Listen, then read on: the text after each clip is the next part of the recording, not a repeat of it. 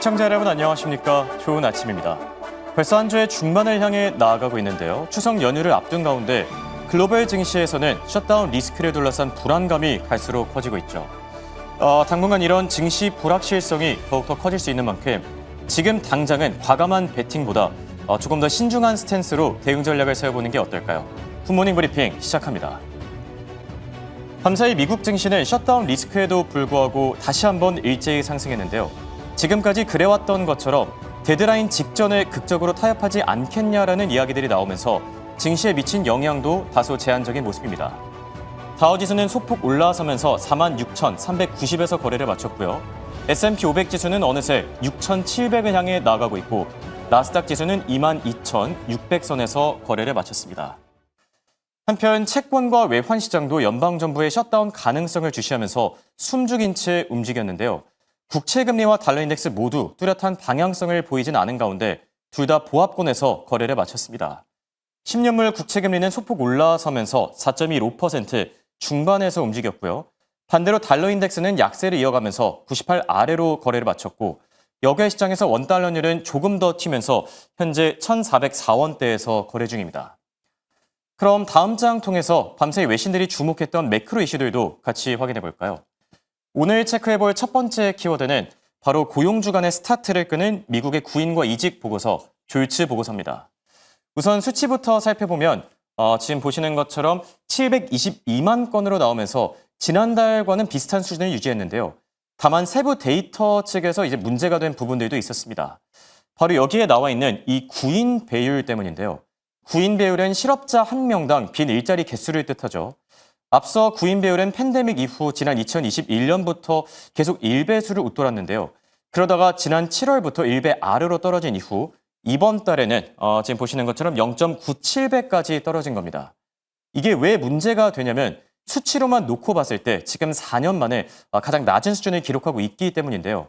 구인 배율이 낮다는 건 그만큼 노동자들이 생각보다 일자리를 못 구하고 있다는 걸 뜻하죠.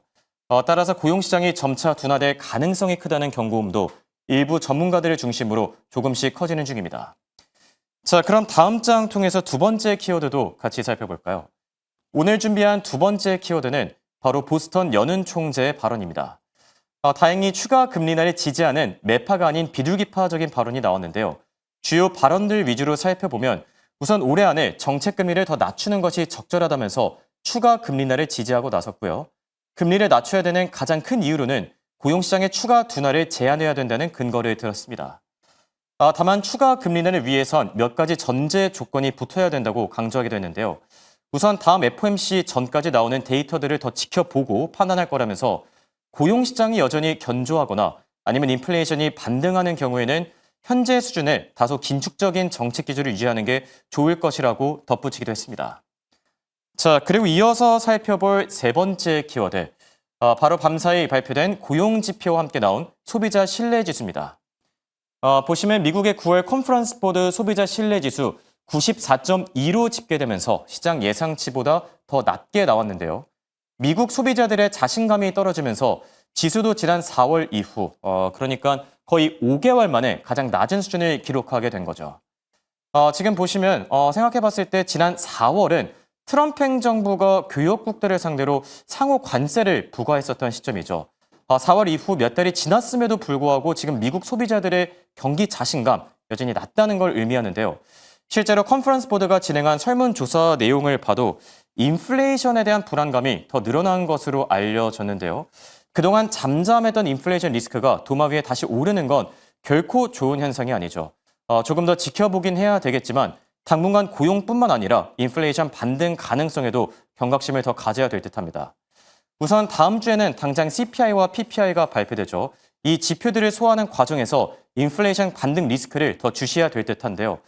그런데 한 가지 문제점이 있습니다. 바로 셧다운 리스크죠. 셧다운이 될 경우에는 깜깜이 투자, 그러니까 경제 지표들이 하나도 발표되지 않게 됩니다. 우선 비농업 고용보고서부터 시작해서 다음 주에 나올 CPI, PPI 다 사라지게 되는 걸 텐데 셧다운까지 지금 몇 시간도 채 남지 않았죠. 우선 공화당과 트럼프 행정부 측에서는 어떻게든 셧다운을 막기 위해서 노력을 하고 있지만 민주당과의 협상이 그렇게 쉬워 보이지는 않은 듯합니다. 셧다운 리스크까지 속보가 나오는 대로 저희가 더 자세하게 알려드리도록 하겠습니다. 자, 이렇게 오늘도 외신들이 주목했던 매크로 이슈들에 대해서 살펴봤고요. 밤사이 가장 핫했던 두 섹터를 꼽으라고 하면 한쪽에선 코어 위브, 그리고 또 헬스케어 쪽에선 화이자가 되지 않을까 싶은데요. 어떤 이슈들 때문에 과연 주목을 받은 건지 자세한 이야기는 김현사 아나운서와 바로 만나보시죠. 네, 종목별 기업 단위로 이슈는 어떻게 나와서 시장이 어떻게 움직였는지 조금 더 깊게 파고들어 보겠습니다. 일단 오늘도 M7 기업들 상황부터 확인하고 가시죠. 오늘 전반적으로 혼조세를 나타나고 있는 가운데 일단 잠시 뒤에 보도록 하겠지만 오늘의 증시를 좀 대부분 이끌었던 건 엔비디아를 필두로 한 반도체주 그리고 화이자를 필두로 한 제약 바이오주였습니다. 이 안에서 엔비디아의 이슈보다는 아이비들의 의견 먼저 체크를 하고 넘어가 보도록 할게요. 시티뱅크 측에서는 이렇게 이야기하고 있습니다. 엔비디아가 지금 현재 갖고 있는 그러니까 앞으로 펼칠 청사진, 로드맵에 대한 경쟁력이 굉장히 낙관적이다. 그러니까 앞으로도 1순위의 자리를 유지할 거다라고 이야기하면서 목표 주가 조금 더 올려서 잡고 있고요. 또한 여기에 더해서 앞서 언급을 드린 것처럼 간밤엔 이슈가 한 가지 나왔죠. 코어위브의 메타 간의 파트너십 계약 소식이 나왔습니다. 142억 달러 규모의 공급 계약 소식이 나왔다라는 보도에 코어위브와 함께 오늘 엔비디아 움직였으니까요. 잠시 뒤 브리핑 통해서 조금 더 자세하게 들어가 보도록 할게요. 다음으로는 테슬라입니다. 테슬라 같은 경우에는 요즘 로봇에 집중하고 있다. 이제는 전기차 기업이 아니라 AI 기업이다. 이런 말도 나오지만 역시나 좀 잘 팔려야 하는 건 전기차입니다. 기존의 사업이긴 하니까요.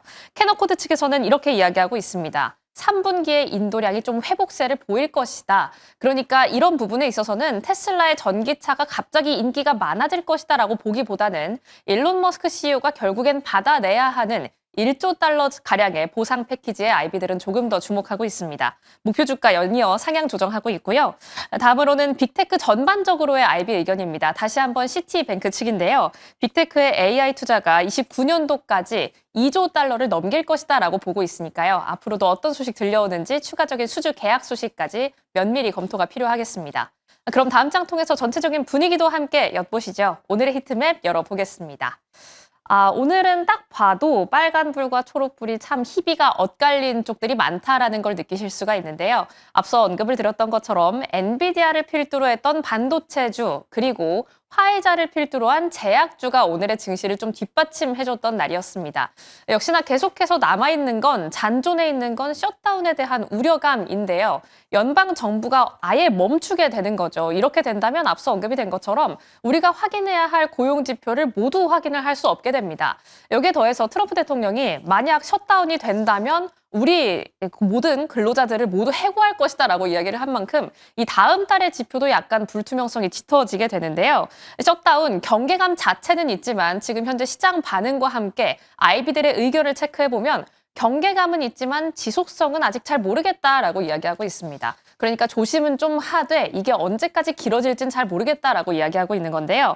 CNBC는 이렇게 이야기하고 있습니다. 지금까지 셧다운이 2주 이상 지속된 적이 없다. 그러니까 2주 정도의 기간을 두고 넉넉히 지켜봐야 한다라고 이야기를 하고 있는데 하지만 노동통계국에서는 만약 셧다운이 발생할 시 2,000명이 넘는 직원이 대량적으로 해고가 될 수 있는 가능성이 있으니까 이 부분은 조금 우려를 하면서 지켜봐야 한다라고 이야기하고 있고요.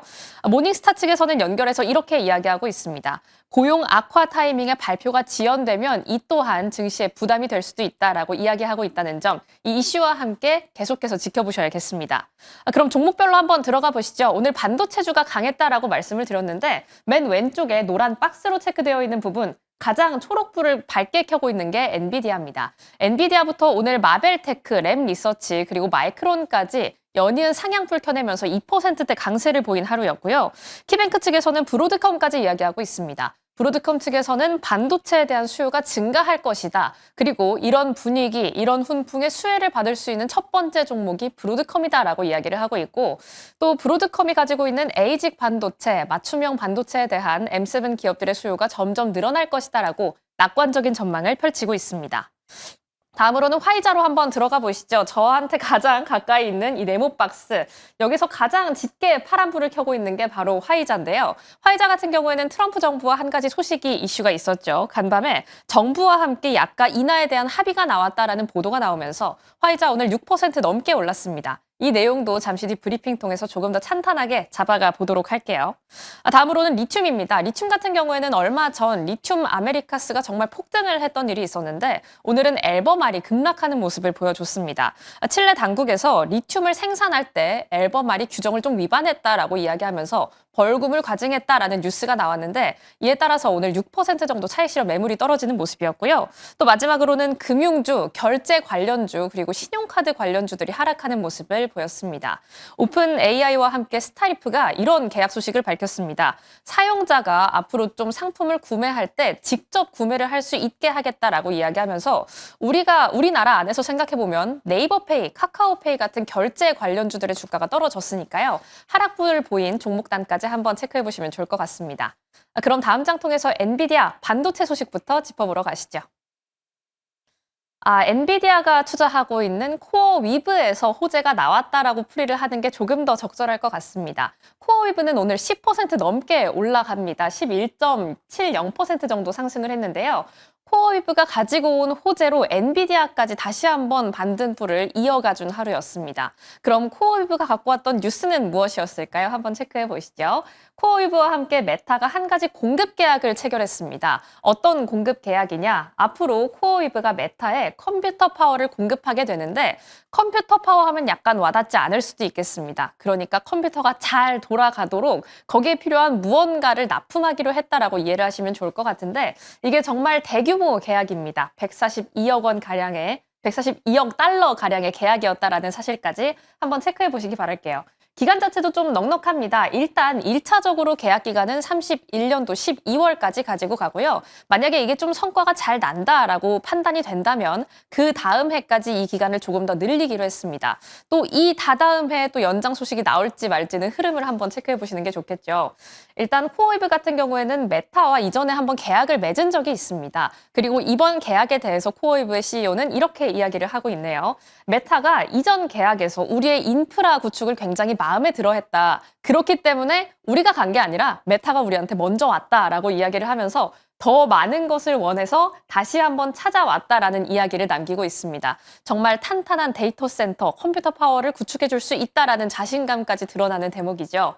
그런데 앞서서 제가 코어웨브와 함께 엔비디아도 반등불을 켜줬다라고 말씀을 드렸습니다. 이게 단순히 코어웨브에 엔비디아가 투자를 했기 때문이다 이렇게 판단하고 넘어가기에는 아직까지 엔비디아가 갖고 있는 점유율을 좀 확인할 수 있는 뉴스라서요. 어떤 구조를 가지고 있는지를 먼저 파악해 보도록 하겠습니다. 일단 이 뉴스로 언급된 건 코어웨브와 메타인데 왜 메타가 아니라 엔비디아를 봐야 하냐라고 물으신다면 코어웨브는 일단 메타 측에 이 두 부분부터 보겠습니다. 코어웨브는 메타 측에 GB300이라는 서버 렉을 납품을 하게 됩니다. 이게 어떤 부분을 담당을 하느냐? 그러니까 앞서 말씀드린 것처럼 컴퓨터가 좀 잘 돌아가고 복잡한 연산을 처리해 줄 수 있도록 가동해 주는 장치인데요. 문제는 이 GB300 안에, 이 서버렉 안에 엔비디아의 GPU가 들어간다라는 사실입니다. 엔비디아의 블랙웰 반도체라고 써놨는데 일단 GPU긴 GPU니까요. 이 GPU가 서버렉 안에 72개 정도 들어갑니다. 서버렉을 한 대 만들기 위해서 엔비디아의 GPU 72개가 필요한 거죠. 그리고 이 납품을 할 때 서버렉을 한 개만 납품하진 않겠죠. 컴퓨터 안에 들어가는 서버렉은 무궁무진할 테니까요. 이 때문에 엔비디아의 수요가 정말 높아져 있고 앞으로도 높아질 것이다 라는 이야기가 계속되고 있습니다. 특히 이런 호재 건수는 엔비디아와 코어위브에 대한 호재이기도 하지만 AI 전반에 대한 호재이기도 합니다. AI 수요가 여전히 견조하긴 하다라는 걸 다시 한번 확인을 할 수가 있죠. 특히나 이 이슈의 중심에 엔비디아가 서 있다라는 건 굉장히 중요합니다. 왜냐하면 최근 일주일간의 동향을 한번 파악해 봤을 때 오픈 AI와의 수주 계약 소식이 한 가지 있었죠. 이게 한 5일 정도 전에 나왔던 소식이었는데 이게 처음에 나왔을 때는 빵 하고 뜨면서 AI 소재가 다시 한번 터졌다 이런 반응이 나왔지만 한 2, 3일 뒤부터는 이런 이야기가 나오기 시작합니다. 엔비디아가 지금 현재 AI 캐파를 좀 늘려가기 위해서 투자를 한 게 아니라 AI 내에서 수요를 자기가 만들어가기 위해서 이 오픈 AI에 돈을 주고 오픈 AI는 이 돈을 가지고 엔비디아의 칩을 사게 된 게 아닌가 이런 말을 내놓고 있는데요. 하지만 이번 코어위브와의 호재 계약 건수로 인해서 엔비디아는 다시 한번 상승불을 켜주고 있습니다. 오늘의 차트보다는 일주일간의 동향을 체크하시면 좋을 것 같아서 가지고 왔는데요. 엔비디아는 2, 3일간의 하락분을 뒤로 하고 오늘 시총을 다시 쓰는 모습을 보여주고 있습니다. 코어위브도 오늘 11%가량 올랐으니까요. 이 부분의 동향도 함께 주목해 보시기 바랍니다. 그럼 다음 장 통해서 화이자도 한번 체크해 볼까요? 주말 사이 나왔던 관세 소식, 그것은 바로 제약 바이오단의 관세 소식이었습니다. 사실 언급이 좀 되어 왔었고 작년 말부터 트럼프 대통령이 계속 약가 인하를 안 한다면 우리는 제약 바이오단들, 그러니까 기업단들에게 관세를 물리겠다라는 이야기를 내놨었죠. 그리고 그게 어젯밤에는 정말 현실화가 되는 듯 보였다가 이게 역시나 협상에 대한 카드였구나라는 걸 확인할 수 있는 게 바로 간밤이었습니다. 화이자와의 한 가지 협상 소식이 나왔는데요. 트럼프 대통령은 이렇게 이야기하고 있습니다. 화이자가 앞으로 미국 시장에 출시하는 모든 신약에 대해서 최애국 대우 가격에 판매를 하게 될 것이다라고 이야기를 하고 있어요. 이렇게 MFN이라고 써놨는데 이게 어떤 대우이냐? 최애국 대우는 미국 외 선진국에 적용되는 최저가를 말합니다. 그러니까 미국 외 시장에서 화이자가 지금까지 팔고 있는 모든 약값 중 가장 싼 값을 골라서 이 가격으로 미국에 다시 한번 들여오겠다라는 이야기를 하고 있는 건데요. 여기에서 언급이 좀 끝난 게 아닙니다. 여러 가지 언급이 나왔는데 현재 통용되고 있는 가장 인기 있는 약을 반값에 판매를 하도록 하겠다라고 이야기를 하고 있고 미국에서 의약품을 제조하기 위해서 700억 달러 가량을 화이자가 미국 측에 투자를 할 것이라고 얘기했다라는 언급까지 내놨습니다. 그럼 이렇게 화이자는 좀 엄밀히 말하면 뺏길 게 많아 보이는데 왜 주가가 6%가량 올랐을까요? 바로 관세를 유예받았기 때문입니다. 3년 동안, 이제부터 앞으로 3년 동안 화이자는 의약품 관세를 유예받게 됩니다. 이런 소식이 들려오면서 화이자는 간밤 6% 넘게 올랐습니다. 그리고 밑에 있는 것처럼 분위기가 좋았던 제약 바이오주 단도 확인해 보실 수가 있는데요. 앞서 트럼프 대통령이 화이자에 대해서 관세를 면제해주겠다라고 이야기했을 때 비단 화이자뿐만이 아니라 앞으로 모든 제약사들과도 이런 협상을 열어가겠다라고 이야기를 했기 때문입니다. 이 안에서 머크 같은 경우에는 좀 개별적인 이슈가 있었죠. 신생아와 영아의 호흡기 바이러스 관련 예방할 수 있는 약이 나왔는데 이 약이 영국에서 정말 긍정적인 평가를 받았다라고 하고요. 캐나다의 한 가지 기업과의 수주 계약 소식도 나왔다라는 점에서 머크는 오늘 별다른 이슈가 없었음에도 불구하고 관세 이슈가 없었음에도 불구하고 화이자와 같은 상승폭을 보여줬습니다. 이렇게 엔비디아와 함께 코어 이브가 끌어올렸던 반도체 단 그리고 화이자가 끌어올렸던 제약 바이오주 단도 짚어봤습니다. 그렇다면 이제 다른 인사이트 다음 시간 통해서 확인하시죠.